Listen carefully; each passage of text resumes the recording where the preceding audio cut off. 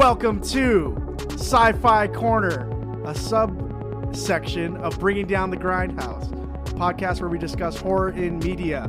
Tonight I'm joined by Mitch and Jonathan, and we are discussing the Halo series. I'm Murr. That was very aggressive, but strap on your boots and grab your laser guns. Let's get this shit. I'm Mitch. And I'm Jonathan. Wow, yeah, this is episode 1. We finally sat down to do it. We've been wanting to talk about sci-fi shit for a while, and this fits very nicely into a category that is just nostalgic for all of us. It always seems like we want to talk about stuff on the podcast, and we're like, well, that's not horror enough. So It's about time that we just branched out and give you extra content. This will be one of many series that we'll be starting this year currently. And then a lot of that stuff will then be moving to our Patreon. So make sure to check this stuff out. Should we thank our current patrons for making this possible? Yeah. Thank you to all 5 of our patrons for making this possible. We appreciate your support. And if you would like to support us, please check our Patreon, which is on our Linktree on our Instagram. For $2 a month, you could subscribe, get access to all the bonus content, including the future episodes of Sci-Fi Corner, as well as all of our personal segments where we have bonus content for you, and you could recommend us a piece of horror media to review later in a future episode. So today we're talking about Halo. This is a big nostalgia thing for all of us. Yeah, man. Yeah. So I remember when I was really young and the first one came out and nobody knew what it was about. It was like there was a lot of hype around the first Halo game. Like people were like, this is going to change everything about gaming. And it really did. Like when it came out, this first person shooter was like the thing to have. It kind of defined first person shooters afterwards. Like everything kind of copied like a lot of stuff that Halo did. So many features from it that got copied. And I remember just pulling up a chair in front of my fucking CRTV and setting up, because it was like the end of when CRTVs were used and they were starting to get into LED TVs, and my parents hadn't upgraded their shit yet. So I'm sitting there in front of TV and I turn on the Xbox to play it, and you hear that song, the fucking song that starts it off, and you're like, holy shit. And it just goes straight into the campaign. And I think that might be one of the first times I got like really engrossed into a campaign outside of like your handheld games. So like Game Boy, like you obviously had Legend of Zelda and other things like that, Metroid, Castlevania. But like as far as console gaming went, like this is one of the first ones I remember, like super, like the coolest story that I could get into, and like you were the hero of that story. Right. Like you got to be Master Chief in the story, and that was probably the coolest shit. It really, like, I just have been sitting down playing through the what do you call it, the Master Chief collection, which is dope. Which is super dope. Like I'm loving digital I'm going through, version of everything. I'm going through Halo 2 right now. I'm loving the updated like cinematics and stuff for it too. At least I think that they updated a lot of it. They updated the look of it. That's what I'm and it looks great. But the first game definitely makes you feel like you are the only thing that will like save anyone. Because the Marines die all the time. Mm-hmm. They're completely useless. Like I swear, Halo 2, I watched a pole fall and just kill the guy that was supposed to be the leader of the group. And I don't think that's supposed to happen. I think it just was like physics just was not in his favor that day. And it's like, hello, wow, I didn't think we'd see a Spartan here. Looks like things are looking up, and a pole falls and he just dies. And I'm like, dang, all right. I am the only one that's useful. So Halo was in development for quite some time in the early 90s or late 90s. Long time. They had a lot of different versions, but what they knew at the core was they wanted a guy in armor to kill aliens and several different types of aliens. They wanted the Doom guy, but couldn't get the rights. Yeah. So there's a team of people called Bungie who were known for the time for making Marathon as well as Myth and Myth 2. Basically, they wanted to work with Microsoft because they were going to make a brand new game console called the original Xbox. Yeah, which is great. I was like, when Xbox first came out, huge fanboy. Like, I loved everything Xbox. And like I had so many I still have them. I have so many Xbox games, like it's ridiculous. I have big hands. The OG controller, Xbox right? controller was so perfect. perfect. Yeah, perfect. So the marketing for this was insane because not only are they lining up a new console, they're lining up this game that pretty much, I don't know if did it ship with the original Xbox. I don't believe so. It was definitely one of the launch, but it was titles like one of for the it. first ones. Even so much that they had The Rock come out on the presentation and talk to Bill Gates and be like, oh, "This looks pretty good, Bill." I feel like was it Halo and like the first Mass Effect on was the first Mass Effect on the first Xbox? I think that it was. It took a while, but yeah, the first one I think. Oh, maybe it was a lot later on then. yeah. Halo Combat Evolved, the first one in the series, dropped in 2001 with the ability to play it on PC as well as Xbox. This was a groundbreaking experience for many people because first-person shooters weren't this fluid at any point prior. You have your Dooms, you have your Quakes, and you have your Duke Nukems. No, you're right. And No, Wolfensteins. the Xbox released November 15, 2001. Halo Combat Evolved November 15, 2001. So did it ship with it though? Yeah, they didn't ship with it, but they released They it basically concurrently. released it Immediately. They were like, time. "This is the game to play on the Xbox. So- this is going to showcase how good the Xbox was," which it was pretty fucking Yeah. good at the time. Although Sony kind of had them beat with the PlayStation 2. Not gonna lie. Oh yeah, The, PlayStation 2 is one of the most best sold consoles of all time. Yeah, I think it still holds the title, right? Like there hasn't been anything since. Right. I think the Switch is really close to beating them out on that, but that's just because Nintendo makes a new console like every 10 years. Nintendo was back. Nintendo. We know Nintendo plays hardball, Right? okay? Oh, totally. Yeah. They also fucked up with the GameCube because that did not financially sell well. But it is I great love in my our game. hearts. I love my game. But it was so good. Yeah, I love there the are some GameCube. really good games on that, but the older people were talking, and the older people won in the event of sales because you have a rated M game coming out in the middle of 2001. This was the first time that people had mobility in a game like Halo, where you could go around the entire map, shoot, and then they reuse some old mechanics for older games such as health packs, as well as Yep. swapping from different grenades. So this was like a groundbreaking thing. The lines for these games were insane.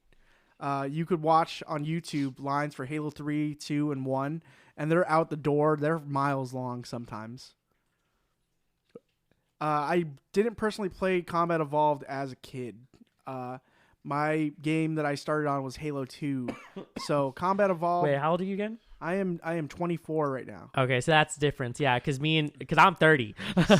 see, I remember being on the I guess the asphalt at gym, getting stoked because Halo 2 was just announced. Yeah. And like all the articles, I got my Game Informer that was telling me all the new stuff that was coming out with it. I was like getting all hyped because Halo 2 is gonna be fucking amazing. And I had And that. it, go I ahead. think arguably it might be like one of the best games in the series. Halo 2, as far as like the story goes and the remembering it, introducing dual wielding, like being able to just do all sorts of shit in the game was amazing. And then you had the cool vehicles in the third one. Right. Halo 3 or Halo 1 specifically was basically just telling the story of Master Chief going to a ring planet to basically stop it because it's going to consume other planets within inside of it. Basically, these whole rings go around entire planet systems and basically just chomp them up like a big giant version of teeth, basically just glassing planets left and right. And we even get some prior notion to Reach, which was a prequel to the game that came out much later. Basically, they use the term glassing for the destruction of planets. Yeah. But yeah, there's a reason, but the rings are there to stop the flood, if I'm not mistaken. They are, and the rings were built by Forerunners who we Yeah. wouldn't see until the fourth game. So There you technically go. speaking, Halo could fit into the horror universe Oh no, the flood is horrifying. because of the flood. Like, actually scary. So if I understood it right, they're like this parasitic thing that could attach to just about everything. Yeah. And mutate it. It basically makes zombies. Yeah, right. Yeah, it's a Yeah. zombie virus in the future. At some point, this last year, this 2022 and 2021, there's a group of younger Gen Zers who are recording themselves streaming and playing Halo Combat Evolved for the first time. Oh, And that's they- amazing. They get to the point where the flood come in and they're shitting their pants. They're like, oh fuck, they're going crazy, and that's exactly how people were back in 2001. So I just finished Halo 1, right? Playing through. The flood levels are mind-numbingly annoying to get through. They're so hard. they're a pain in the ass, and I'm not this hardcore gamer type of person. You know, I play Halo on like normal because I'm a big baby and I won't do it. I'm not hard. I'm not sweaty. I'm not sweaty. But the developers specifically tell you heroic is the way that it's meant to be played. They tell you that in the screen. They say this is the way that Halo was meant to be played. How it was meant to be played is heroic. Yes. So just a step down from legendary is what you're telling me. So I'm with Mitch as far as like if I'm going to play a game and I want to get through it, easy mode all the way. If I want to enjoy the story. I put it on normal, not easy.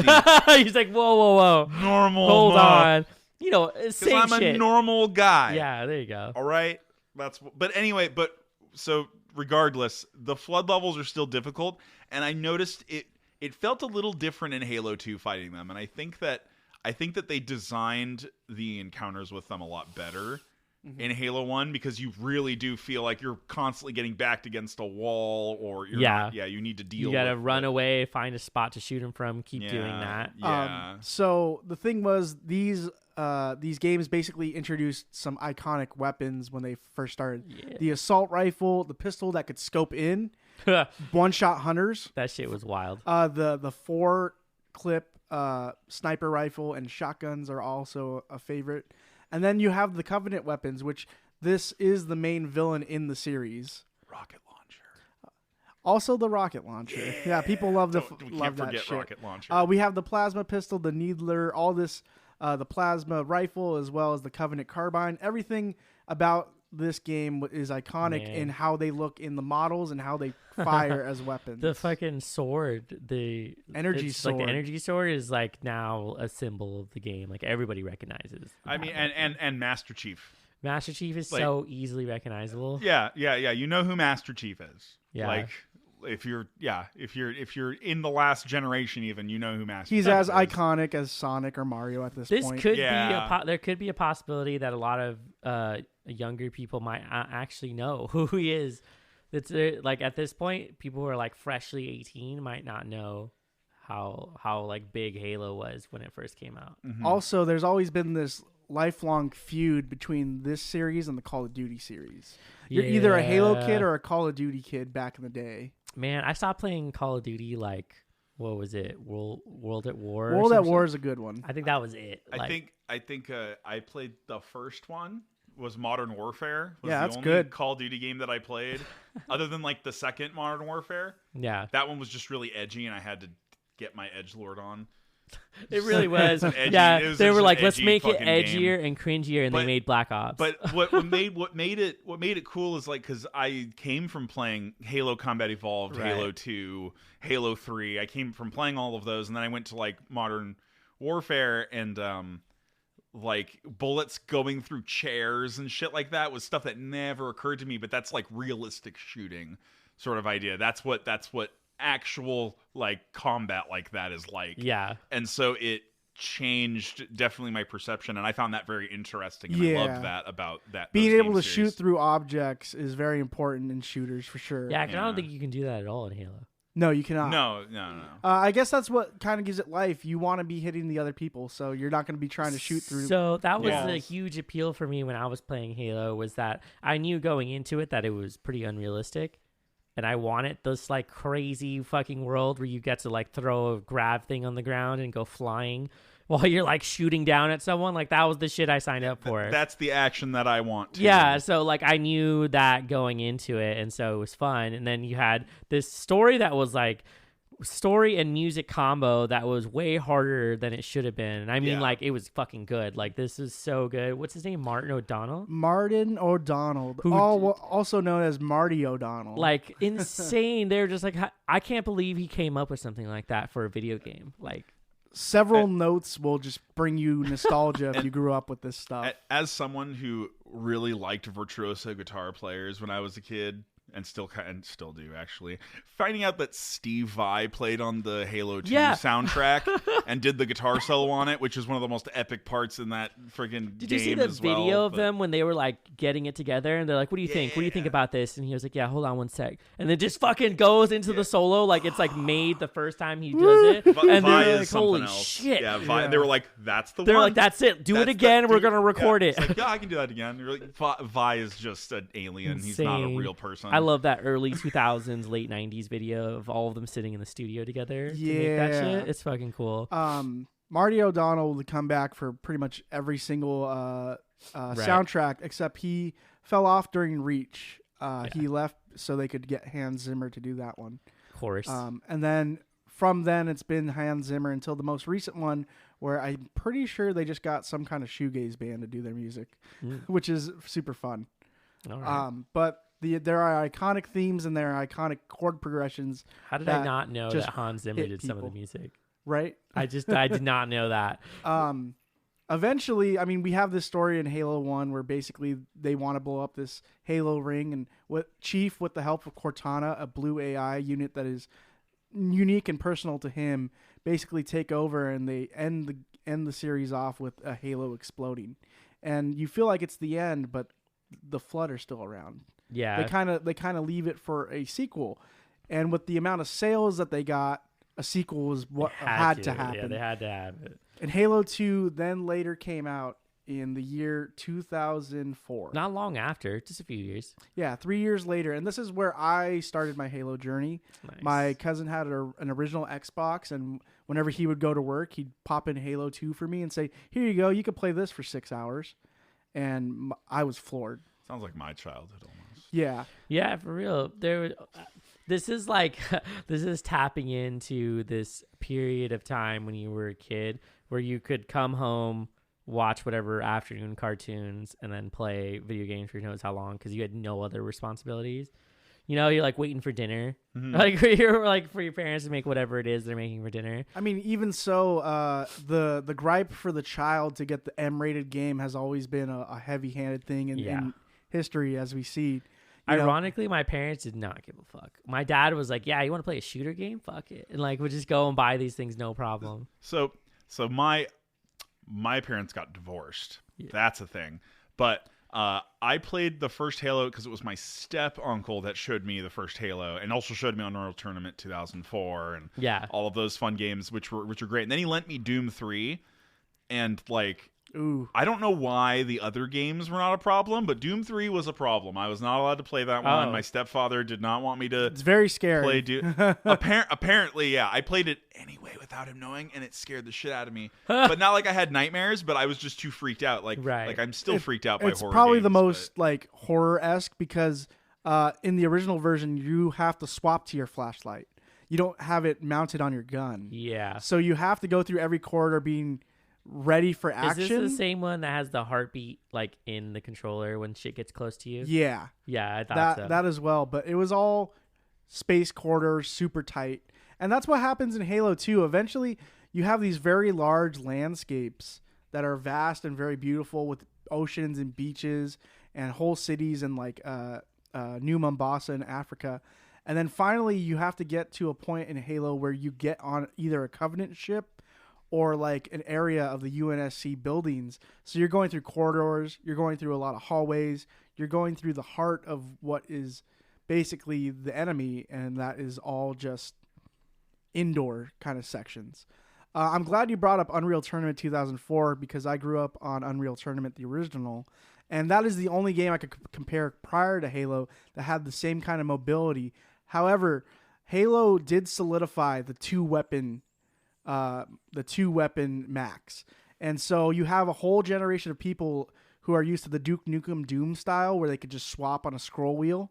They have to basically make the decision to say, well, I get 4 rockets. Do I want the rocket launcher or do I want the sniper? And adding that decision to the player is what makes the game feel impactful. Yes. The fact that they get to decide what their loadout is means that they decide their own destiny. They don't just you got have your own infinite play options. style. Yeah. Right. Yeah, actually, you can try to stick. Like, I've done whole missions where I'm like, I'm holding on to this rocket launcher in case something else happens. Everything will die to the assault rifle. That is okay. Right. The hype for Halo 2 was way bigger than Halo 1. Oh, Even yeah, so 'cause much you've already had a hit fucking game the first time around. You're like, I got to make something. sales were Amazing. skyrocketing. Then we forgot to mention this prior, but the advent of multiplayer, which is a huge thing still to this day. Well, the online multiplayer. Yes. So before you were limited to 4 people. Yeah. Most likely You on had a your console. little LAN party. Maybe you have a landline so you could connect to another Xbox. Yeah. And then all of a sudden Microsoft was like, "Yo, bro, got an internet connection? Yeah. Want to play with your friends in different Hook it countries?" up. And bam, Xbox Live was born. It was like one of the first online That services. was the jankiest system. I don't know how they even kept it online, but it worked somehow. And you were like, the first time you get in the lobby and you hang out with people, like, who knows, across the United States, and you play online, you've never seen anything like it up until, like, kind of that point. That era was the time where they made multiplayer possible. Also, they did the advent of the microphone headset. Yeah. That was the thing. They were just like, "Oh, you're going to be online? Well, do you want to talk to your friends and strangers? Here Here you go. For $20, you could Yeah. fucking talk shit Because across prior the world." to that, it was kind of exclusive to just PCs, where like you kind of already had that headset use, and then they were like, let's do it for consoles. You get on what was it, like TeamSpeak? Yes. Or was that what that was called? Yeah, it was like Yeah. TeamSpeak or some. There were like a bunch of other little ones like that. The shit that was before Discord and Zoom. Like before Skype. Before Like, yeah, holy shit! That's Trying how to you game know with we're Skype old. on. We Yeah. know about shit before Skype. Oh my god, yeah, that's real as fuck. Weird transition into like heavy technology. you know? So even with all these new things and a new service, came the free trials, which I know a bunch of kids would use those codes back in the days, where you buy a new game and it's like, "Hey kid, you want to try the internet? Right. Here's a 25 character code. You got to try Xbox Live for 2 weeks," and that is basically what solidified people wanting to play this game online. The free trials are definitely a important part to the lifespan of what it meant to be an online gamer. And for me, I'll never forget going through the New Mombasa missions with the Scarab and killing the drones so in that cool. area, using the tank on the Kawasaki Highway. Everything was super cinematic. And the music is incredible. And you were also, in Halo 2, have the ability to play as the Covenant for once. Yeah, we play as the Arbiter missions. Actually learning about the Covenant as a group of people rather than them just being the aliens that you shoot to death. Because they don't explain anything about them in the first game. Yeah. They're literally just the enemy. Well, you get like an anti-hero character with the Arbiter. And Yeah, how exactly. he's like not liked at all by the High Council of the Covenant. And it just ends up turning things around where you join forces with him. And I mean, and like the I guess like the dichotomy between the two of them, where you're the reason why he's being exiled and Yes. turned into the Arbiter, Yeah. and like watching him be punished and Master Chief being lauded, Yeah. and like watching those side by side, and you're like, Dude, but they this fucking Arbiter brand dude's, him, which is yeah, insane. and the Arbiter dude's not even like a terrible person or he anything. just failed a mission. Yeah, that's literally. I mean, I it. guess in their world, it's kind of big because he let a Halo ring get destroyed. Yeah. That's so true, it's yeah. kind of like you should have been the one in charge to not do that. So it's like it's a legitimate exile, but it's like Yeah. you do get to see both of them happening. And the species that he is the elites, which were an Yeah. enemy in the first game. Alongside that, we have the minor ones, is like the jackals and the grunts. The grunts Yeah. are hilarious as always. Oh yeah. They scream They nonsense. they breathe methane constantly. That is what they breathe on their planet. Oh, really? So they have little tanks. That's why if you ever shoot them and they fly, they have little gas tanks on the back of them. That's funny. And you have the hunters and the drones as well. But Halo 2 introduced a new enemy, a monkey enemy, the brutes. The brutes. And this is basically where the High Council looked at the elites and said, well, you guys have failed. We are going to bring in a new species, and they are more tough, they are more ruthless, and they're more savage in nature. They kind of feel like cavemen because they'll use their hands at some point. They have these giant grav hammers that they use. Love it. The and grav hammer is so much fun. The rankings for these, the chieftains, the captains, the soldiers, and the jetpackers, there is a rank within the brute society. And depending on how good you are with killing and combat, you get put into one of these areas. And it makes for a menacing creature. Oh yeah, no. The brutes are. I haven't hit them quite yet in Halo 2 just yet, but I also want to mention the hunters as well, because they're like one of my. I love the creature design for them. I don't know, just a big gun on one hand and then a giant shield, and then you have to be creative with killing them too.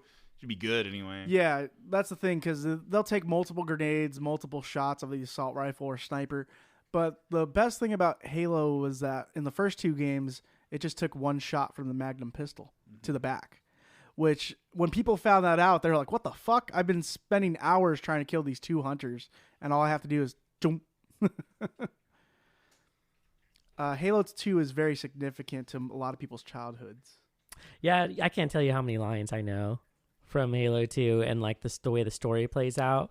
Not to mention you have like the Union of Marines that are with you.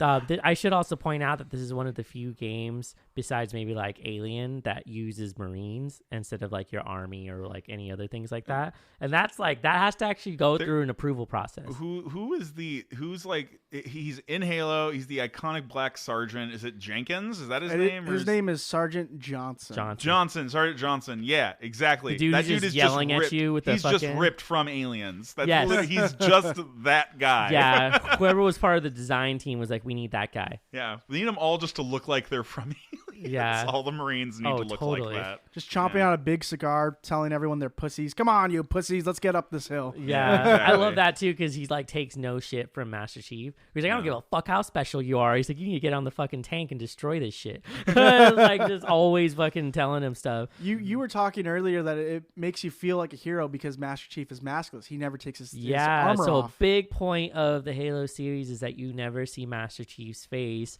and I think it was done very intentionally to let you step into the shoes, as in you're putting on that armor. And I say that because when you start the game, to coordinate yourself, they have you open up the pod, you get out, you aim up and down, and you like set up all of your stuff. So they're like saying, we just opened the pod that you're in, and that's how they immersed you into the world of Halo, where you got that introduction. They put a gun in your hand, and then you got to fucking handle the campaign. And that's probably the coolest way you can introduce people to games without it being too cumbersome, like where you have to go through tutorial or something like that. It's kind of included in the game, and it's calling back to like old school games where, like, say like Mega Man, where you got taught shit on the way, like as you're going through the game. They didn't ever stop you. They would show you something and then be like, oh, check it out, you can do double jump now, or you can use the double jump to get up there. Then you have to get this thing and use this weapon, and it builds on itself.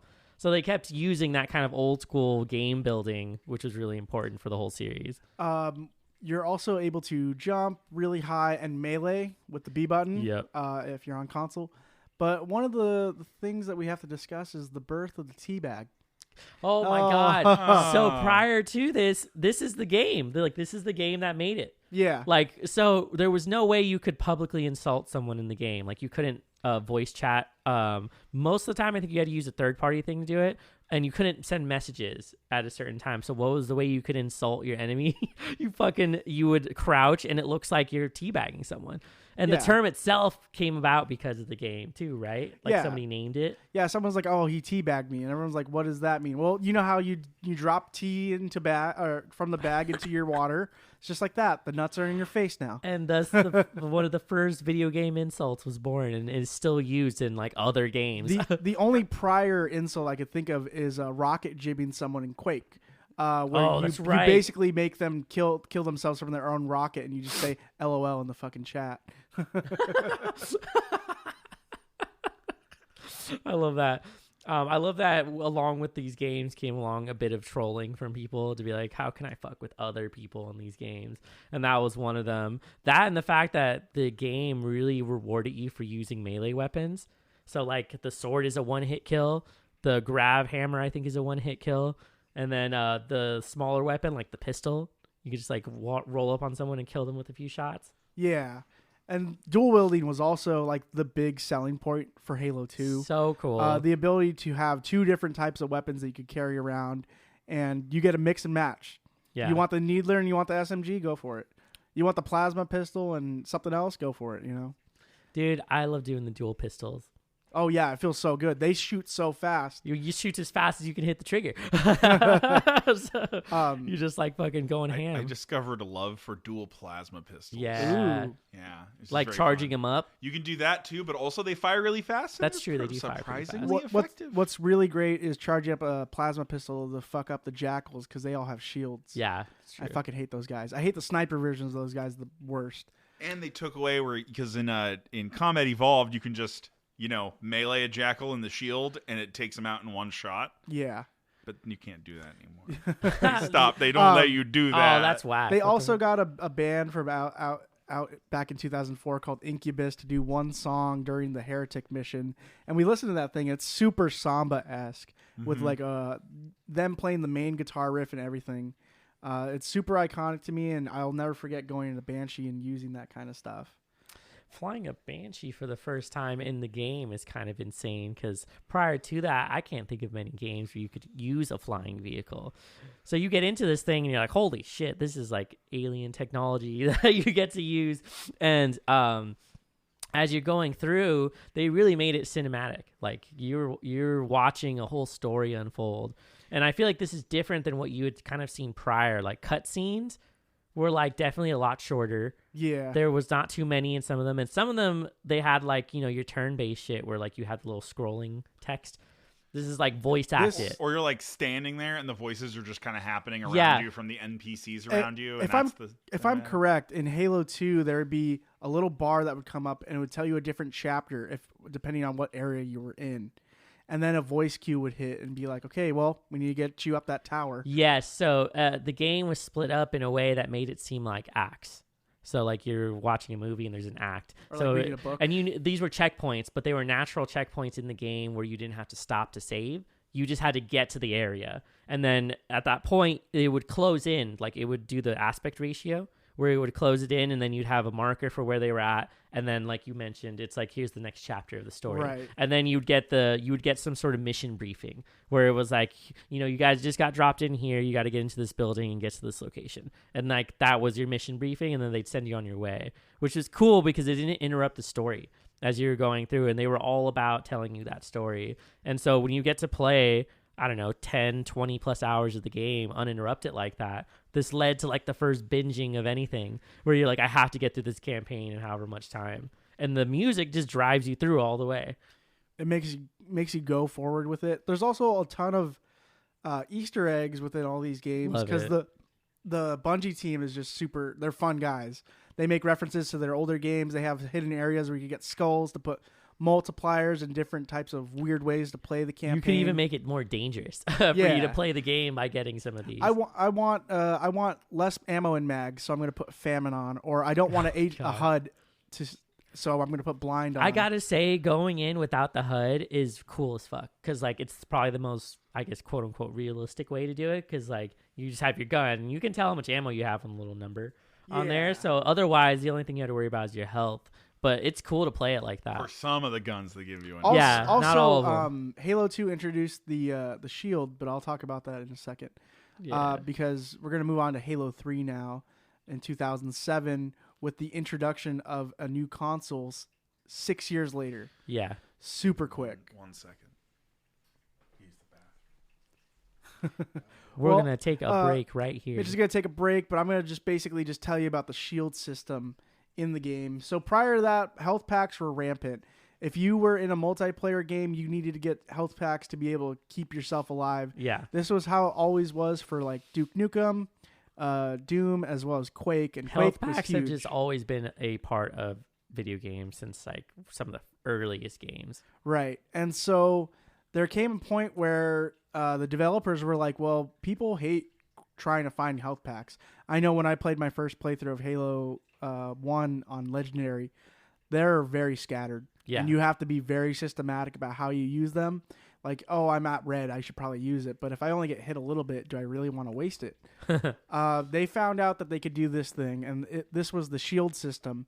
So you have a certain amount of shield in your armor, and you could see this going down. And then eventually it will break. The shield will break itself, and then you have a certain amount of health.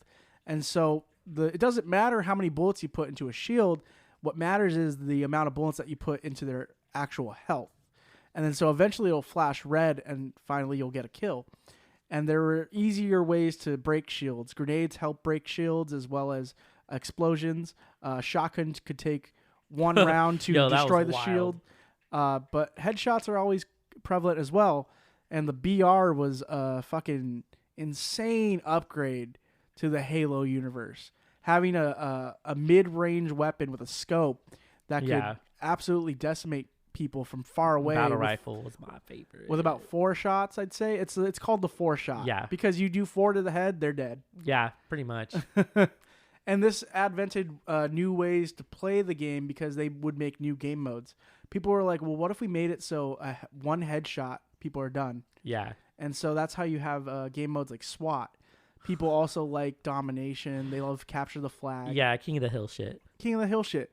People really cared about that. I think Slayer was probably the most common one. Slayer and Free for All. Yeah. That's what people like because it's the classic. It's simple. It's like first to 25 kills wins. Yeah. Like that was it. That's always how it is. And then we're going to dive into Halo 3 where the birth of the custom game was made. Yeah, which is cool. They were like, I think they had enough people message them to be like, I want this game mode. I want this game mode. They're like, fine, create it. And gave you the tools to be able to make custom games, which was dope. Also, the ability to make your own maps within the Foundry mode. Yeah, holy shit. People really went ham on those. Oh, there was so much creativity booming from 2007 to like 2011. Yeah. People making whole game modes where the point isn't to kill your friend. Maybe you guys want to do some like RPG rolling with like cops and robbers. Maybe you want to do it where I remember there was one game mode called Fat Man and Ice Cream Kids. Basically, there'd be a really slow guy, and he's kind of like he has a grab hammer and a bunch of shields, and then everyone else is super fast, and he's trying to get these fast kids. That's pretty funny. Yeah, I like that. Also, you got racing. People loved the Mongoose and the Warthog, and they wanted to make whole racetracks. And they did. It was dope. I remember doing that. I did racing for a long time because the Warthog is just like the most unpredictable shit while you're driving it. You could hit a rock and flip. The design of the Warthog is something that is super unique because you have driver, you have passenger, and then you have gunner. Yeah. And so the best part about that was with Capture the Flag, you could have defense with the gunner, and then the passenger is the guy that could grab the flag and bring it back to the car. Yep. That's if you were like coordinated enough with your friends to do it. Otherwise, people did not do well. Yeah, you'll always honk, and people are like, I don't want to get in that shit unless I'm the gunner.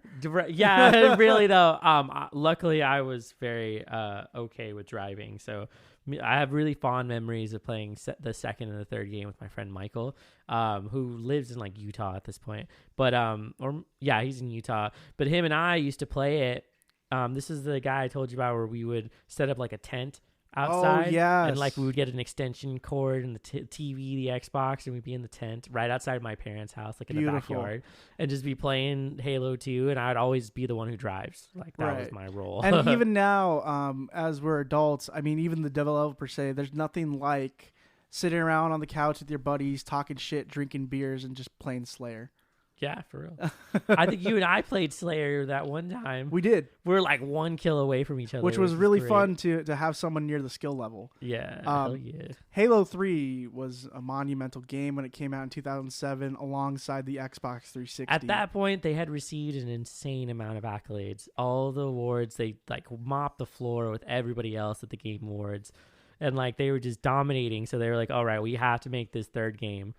And we have to make super good, crisp cinematics. Yeah, and so they were focusing really heavy on the way it looked, and they were like, people love the story, so we're going to give them more of the story.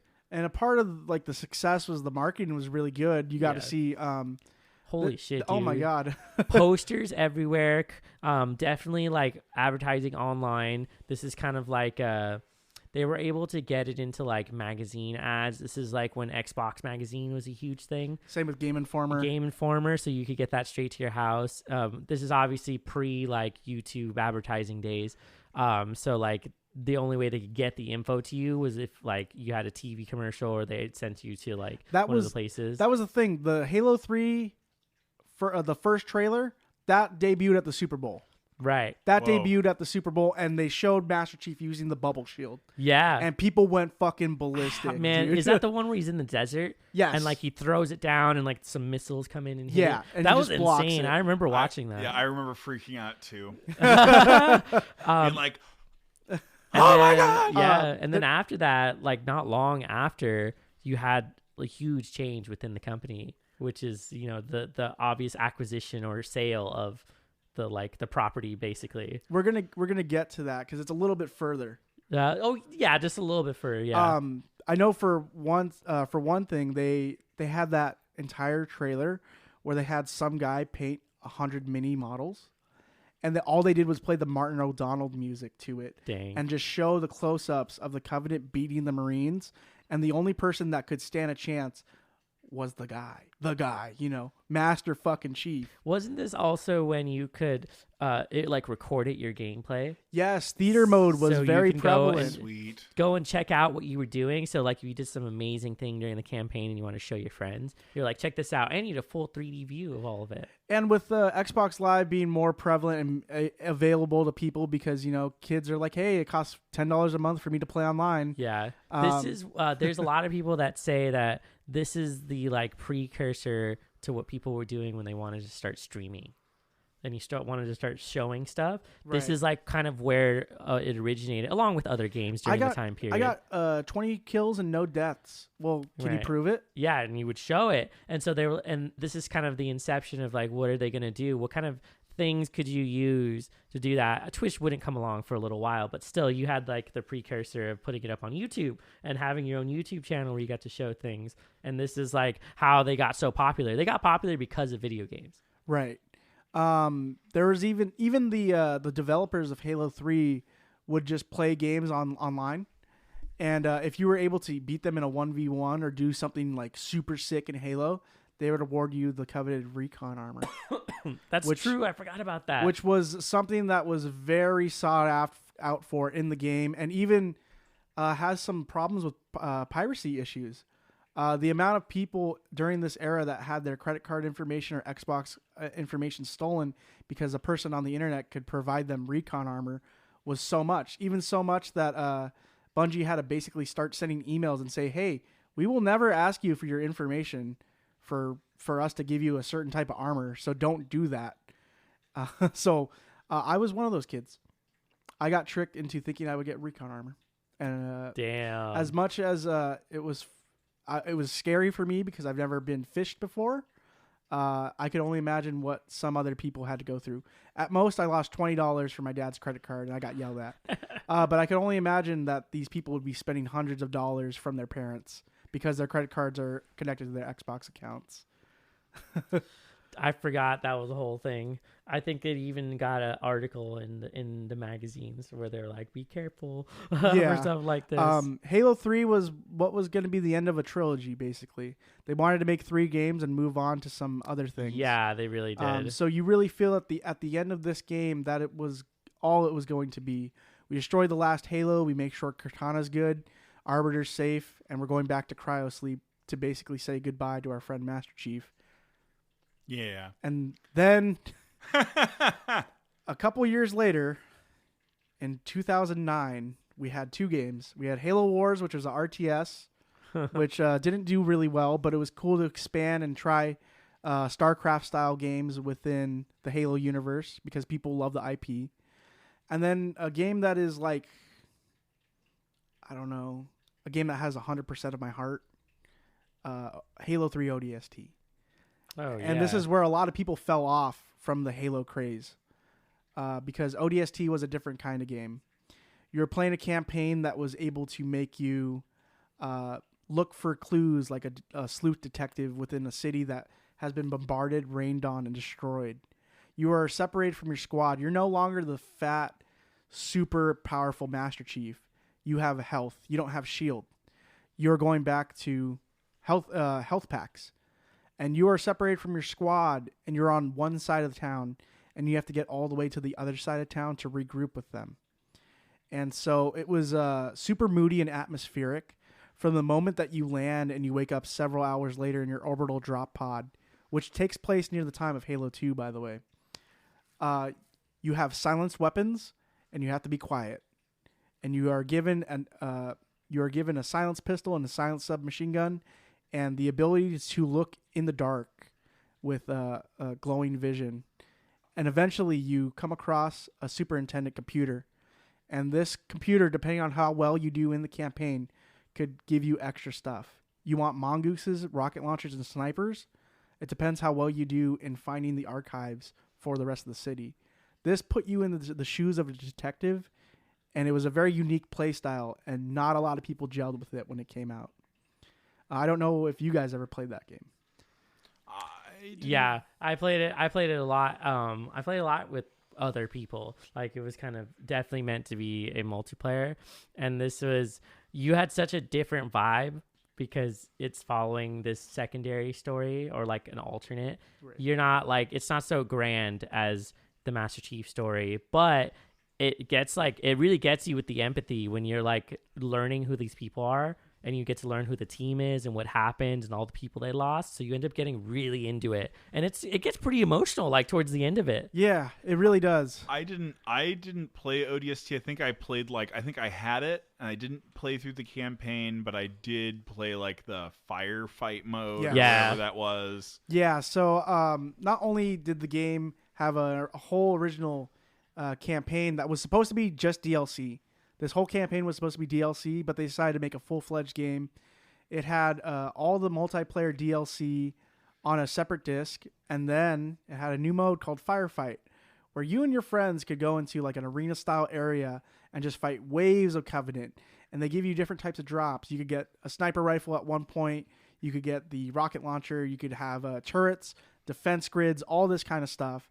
And basically, it forced you to work with a team, because the only way to play Firefight was 4-player on Xbox Live during that time, because that's the way to go. Yeah, that was it. That's kind of it. And then you have the ability to use skull multipliers. The Covenant recon armor I just spoke about a couple minutes ago, well, the developers got really pissed off at how many people were fucking messaging them for it. So they made 4 achievements within Halo ODST, and then 3 achievements in Halo 3.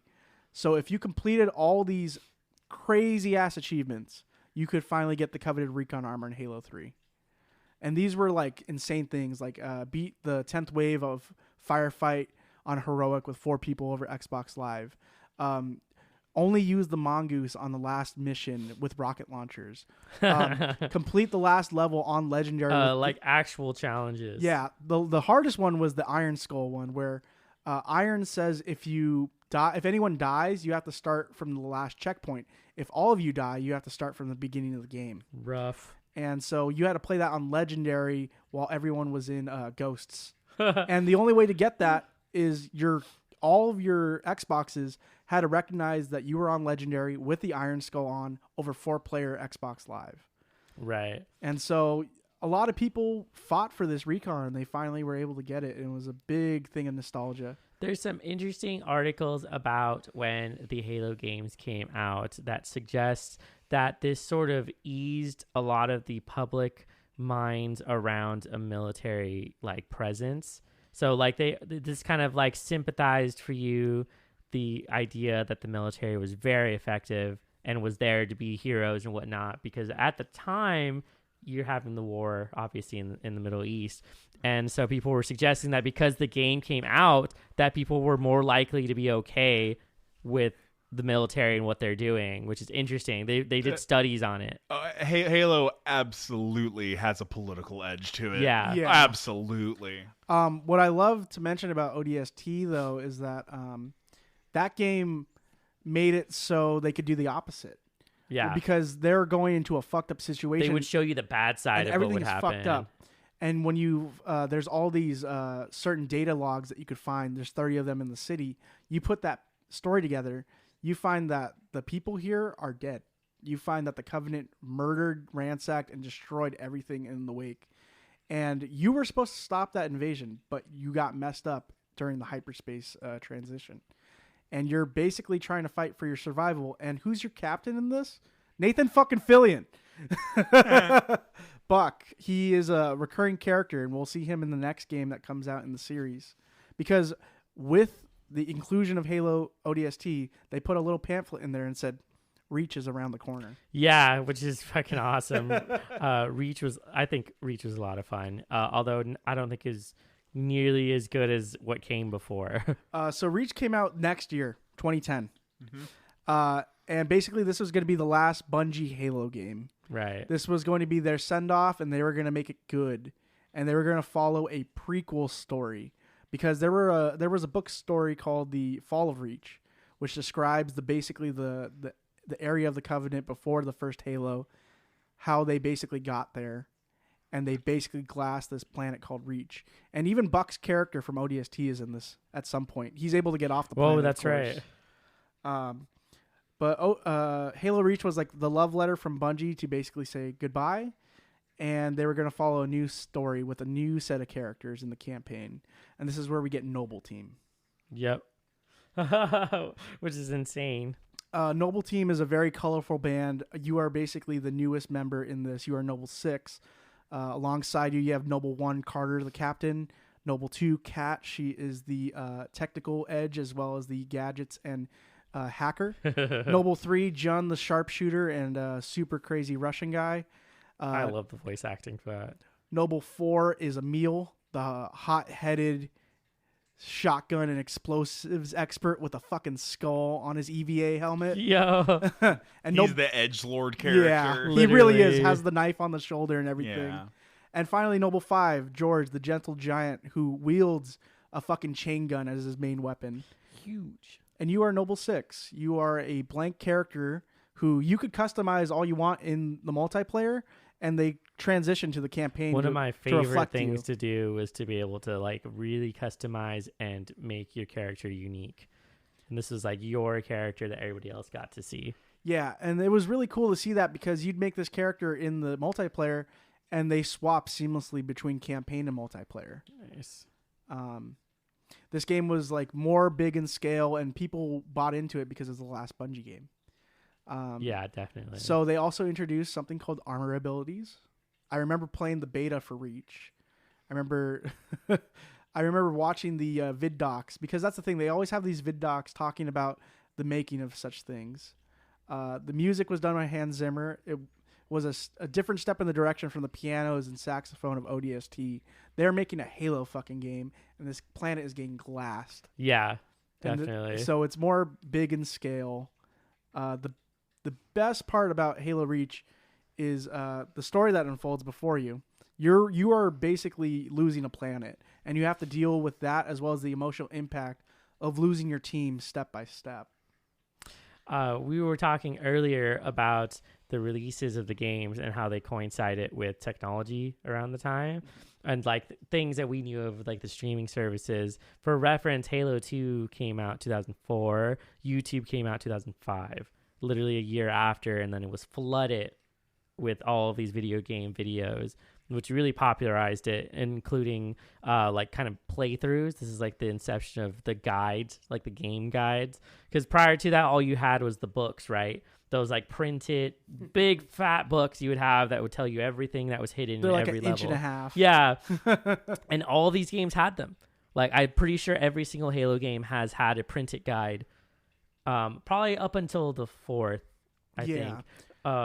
Fourth or fifth didn't have a guide because you went online and you got to go to the fucking game nowadays you can just go to a Reddit forum dedicated to that particular game and get all the answers to all the things. Or like I want to find all the collectibles. Hey guys, I'm gonna show you where all 30 collectibles are in Halo. And you're like, okay. Another thing that we forgot to mention was the implementation of competitive gaming. Yes. In Halo 3, that was a huge thing to have the MLG playlist. Yeah. Within the game itself. This might also be around the time when you actually could go to like a contest and win a bunch of money. That wasn't like an arcade like competition, because prior to that they had like, you know, Super Street Fighter and like Mortal Kombat and things like that as competitions. And so, but then they started this console where you could have this competition on a larger scale, and then they started having these tournaments where you're able to go and play, and you really got some prestige. You also have like some restricted rules within those game modes. You could, you know, you basically have X amount of ammo. You can only jump so high. Melee does X amount of damage. This is like when you do nowadays when they do the Super Smash Bros. Competitions. They'll do like the Omega one where like no items, no moving stage. It's just you and the person. And like they'll often do that game mode for the competition series. Yeah, no items on Final Destination, bro. You know, so it's like they would do stuff like that, which really test out the skills. Basically, Halo Reach story devolves into everyone in Noble Team dying except for one of Right. the members. It also introduces Dr. Halsey, who we've only heard in passing between all the games. She is basically the birth mother of the UNSC. She is basically the person that made the serum for the super soldiers. And you basically get to see her escape and become that person who basically makes the Spartans. Halo Reach is a beautiful game, and I even watched the deaths of all the Noble Team the other week. The worst one for me was George, because he believes that he was going to glass this entire space cruiser above Reach, and it was going to destroy all the ships, and that was it. And so he blows up this ship, and then bam, 17 other ships come into orbit right after he does that. Yeah, which is the shittiest fucking thing. Even Carter says he thought he died thinking that he would save the planet if only we could be so lucky. And it's like, it really hurts you. Yeah. And he even throws himself into a fucking scarab to save you, which hurts even more. But eventually, I mean, we got to keep going because we're getting weird on time. In 2011, we had the anniversary of Combat Evolved. They re-upped the graphics. They remastered the sound. Yeah. They made this pretty. That's basically all it did. It was an upgrade. Not a lot of people bought it, but the people who did were massive Halo fans. Halo is a conglomerate at this point. And then in 2012, we had Halo 4 on the Xbox 360 and PC. And this is where everyone fell off. Yeah. I think so obviously you have a different team handling it. So they kind of were this is the selling of the IP. Yeah, this is the selling of the IP, and it was kind of forceful. Like they were like, we want you to make more content, and they were like, no, it's already amazing where it's at, and they could have stopped and it would have maintained that status of like this amazing game that never had to do anything else. Like you could revisit it over and over again. And the company was like, fine, then we're going to figure out a team that will do it. And they obviously found a team, but it's not the same team. They also paid Bungie employees like, you want to work for 343 now? Yeah, and then they offered an insane amount of money to make this new game. So who's gonna say no to like a giant paycheck like that, right? You're like, yeah, fuck it. We're owned by Microsoft now. I'm a shill for it. Yeah, and so they did it, and it just wasn't the same. Yeah, it's a shorter campaign, like way shorter than what you're used to. They didn't have the same writing team, different music, even though the music's still pretty good. Yeah, So everything was different about it, and you're not really fighting Covenant in that game. Yeah, they introduced a new enemy called the Sentinels. Called the Forerunners. Yeah, basically, Forerunners. what we've been hearing about for X amount of games. Yeah, you finally get to see what they are. They're kind of like a hive mind of different technocratic kind of creatures. And they I know I sound and like a grumpy old man being like, "Oh, when they changed it, and back in my day, it was better." Yeah. No, they actually they abandoned a lot of their storyline from the first 4 or 5 different games that they made from it, and then we're going to embark on a new chapter of what the story is, and most people felt like it didn't make sense. They also introduced a really big bad character who was like, Master Chief has never had an arch rival. Yeah, which is within weird. a game. So now you're just giving us a bad guy to give us a bad guy. Yeah. Which and then low key, I didn't even know 5 was released. I forgot. 5, oh god. 2015, a couple years later. Yeah. Never played 5. So I only played the multiplayer 5, and while that was enjoyable, my problem was this. They introduced the credit system in 5. Oh, so your microtransactions. Microtransactions and all. God. You want to get the sniper to spawn, you're going to have to work for some credits or maybe pay $2 so you can have the sniper or the rocket launcher they fell spawn. victim to microtransactions. Yeah. You know what? Random tangent, but that's why Mitch recently put me on to Deep Rock Galactic. I appreciate that there are literally no microtransactions. They have 4 DLCs. You don't need them, but if you want to look cool, pay them $8 and you get this cool DLC, and that's it. You're in game, you can earn everything. Yeah. And that's dope. Like, this is really cool to see in a game. So, yeah, I can see how that could really turn people off. It's the right design, I would say. Yeah. That's the thing, too. Like, people felt with all the games that were coming out during this time, like Battlefields and Call of Duties, you're selling us 75% of the game, and then you're trying to sell us the other 25% as an extra paycheck. Right. Because a majority of the time, a lot of these people, they only get paid for X amount or how big they get of the score on Metacritic or something. Yeah, they really should have gone the route of just making the extras cosmetic, as in like you get a cool looking piece of armor. Not you can't fucking load a weapon when you go into a certain mode. Like what is this shit? It kind of sucked. And I do like some of the new additions to the game. Right. Like the sticky detonator was cool. That was the fucking saw dope. machine gun that just shoots fast as fuck. That thing was huge. It had like the big ass fucking feeder on it. And we finally got mechs. Yeah, that's we got true, mechs for the first time in Halo. I forgot what they're called, but they're fucking cool. The Locust or something like that. There's called something like that. Yeah. But Halo 5's campaign, I know very little about it, but what I do know is that they tried to basically introduce a new character called John Locke. And he is like a Spartan that is hunting Master Chief down to arrest him or some shit. So weird. Basically like a space police. Their argument was that Master Chief kind of does not follow orders after a certain period of time, and then he has to be the one to go and bring him in. And he's like the latest edition of the Spartan Warriors, or like whoever made them is like making the new one. So he's like, what is the fucking game?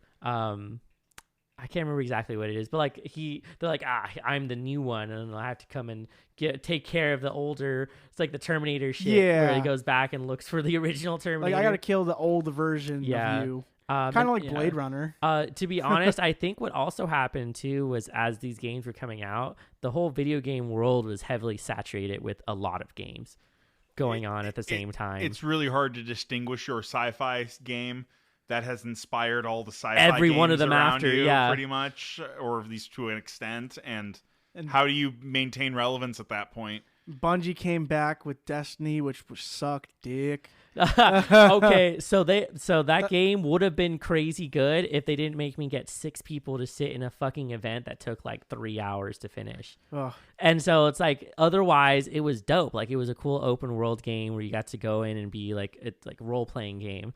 And then it was like, sorry, you can't go into this mode unless you have 6 friends who can commit 3 to 5 hours of beating this giant mob boss. Yeah. And it was just like, oh, this didn't work out very well. The sad part, too, is that with Destiny and Destiny 2, these are the last games that Bungie have made currently. Yeah, they haven't done really. They haven't done anything past Halo. They want to make games, and they're trying to figure out what direction to go, but they still have that bad taste in their mouths from leaving Halo. I bet. I believe. Yeah. Because watching all those people in the vid docs, they've been on since Halo 1. Watch their baby grow and grow and grow and finally fall off. I mean, it must be hard to wake up and try to make something new when you've made something almost like you could call it a perfect trilogy. Yeah. I think after that, I switched over to like playing a lot of PC games. So I lost a huge amount of interest in console gaming. And so I like didn't keep up with a lot of stuff to now where I'm like just getting into it because I luckily got gifted a PS5. So now I can go and check out some newer games. But even now, like there really isn't a huge amount of stuff that's good. As far as I know, like Ghost of Tsushima is amazing. You get like the new God of War is fucking dope. So like they're all story based though. Like the ones that are really like have a well developed story, people are really responding to. We're at a point where you're either playing campaigns or you're playing battle royales. Yes, right. Yeah, with the that's really how it's going. There's a lot of indie developers and most of them make side scrollers, but nowadays with the advent and the implementation of Fortnite, PUBG, Apex Legends. Man, I can't believe how much of a rip Fortnite was. And like people just didn't give a fuck. They were like, yeah, man, let's go. It's PUBG, but cartoon version. So what happened was PUBG was a computer game and it was very successful. And it came off a DayZ mod. Yeah, which is insane. Which is really fun to know. Now Fortnite is like your mainstream version of like every game ever that's Battle Royale. Yeah. I mean, people are selling their houses for V-Bucks and shit. You know? The king of microtransactions is fucking Fortnite. Epic Games made a lot of money, and they realized they could just do that by addicting kids to a very simple formula. Yeah. You want to be number one. You want to. I mean, don't get me wrong. Ass. It's entertaining as fuck to watch people stream that game who are Yeah. really good at it. But like otherwise, it's not something I'm super interested in. I played it when it first came out because we were waiting for PUBG to come out. yeah, just waiting for the update. That's funny. And then finally PUBG came out, and it was a buggy piece of shit that eventually had to take a while to get good. Then I think for closing out, then what are some games you're looking forward to? Well, right now, there's the newest Halo. Infinite. Yeah. Which The you guys just told Halo me about. 6. I'm going to go down. Good. Which I really think that this company at the time making the multiplayer free is so big. With all these games like Fortnite as well as Apex Legends all being free, the competition is people just want to play your game and they'll buy microtransactions to keep it afloat. So they realize we could just make this multiplayer free. If you want to buy the campaign, you can. But the thing is, the campaign is an open world campaign, the first time in Halo. Right. And it's a vast, vast world that you could explore. So I haven't touched it myself personally, but a lot of people have been having fun with it. Not only that, but I've been playing Deep Rock Galactic on console, which has been pretty fun to deal with a bunch of bugs coming at me. And It's uniquely fun. Like it's a niche game. Like if you don't like the way that this game will play out, then you just won't. It combines the great parts of Minecraft and No Man's Sky and like that four-party shooter survival sort of gameplay, like Left 4 Dead or something like that. I think what I really appreciate about it is that it is full teamwork. Yeah. Like this is all about you and your teammates being able to finish the mission, and like you have that camaraderie of being with people, and like they only have one fucking reaction in there, and it's the rock and stone reaction. And that's all you need. And I've been playing a lot of Deep Rock, and then I go back to play Halo, and there's times when I kill stuff where I'm like, I want to rock and stone. Yeah, now. what is this you know, shit? right? You're just like you want to do that in other games, and the games don't have rock and stone. Yeah. That's all I'm gonna say. on top of that, I've been playing Blasphemous, which is an incredible indie Metroidvania style game, which is basically based on like early century Catholicism as well as the Spanish Inquisition era. You play basically a person who's trying to rid the world of its guilt by killing monsters as well as the bosses in the area to rid the world of its sin and guilt. And the game is very expansive with all its DLCs.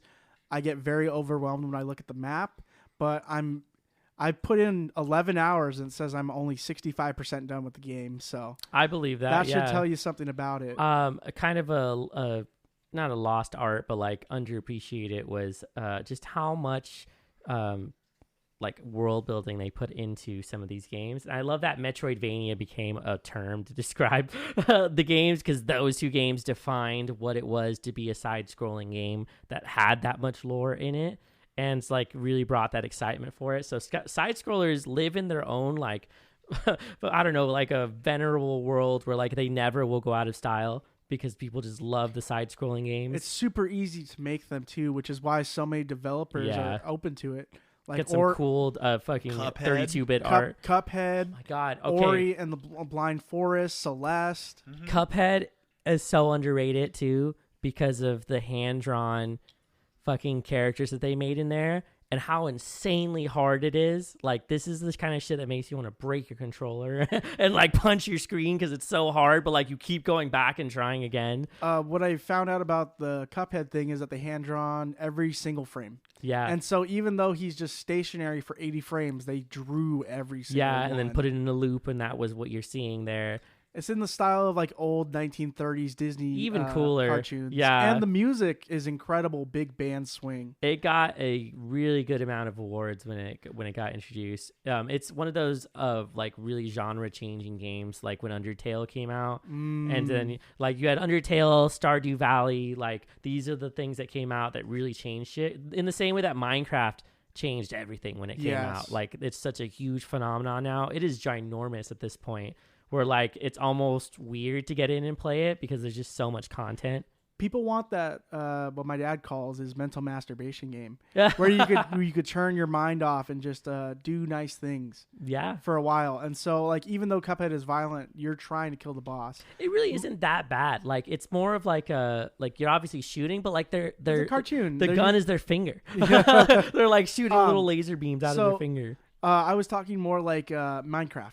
Yeah. So Minecraft is a game where if I really just want to relax and not care about anything in the world, I'm gonna make a farm. I'm gonna make a building. Yeah, You know, it's true. Minecraft can either be very relaxing or very scary if you go into the caves.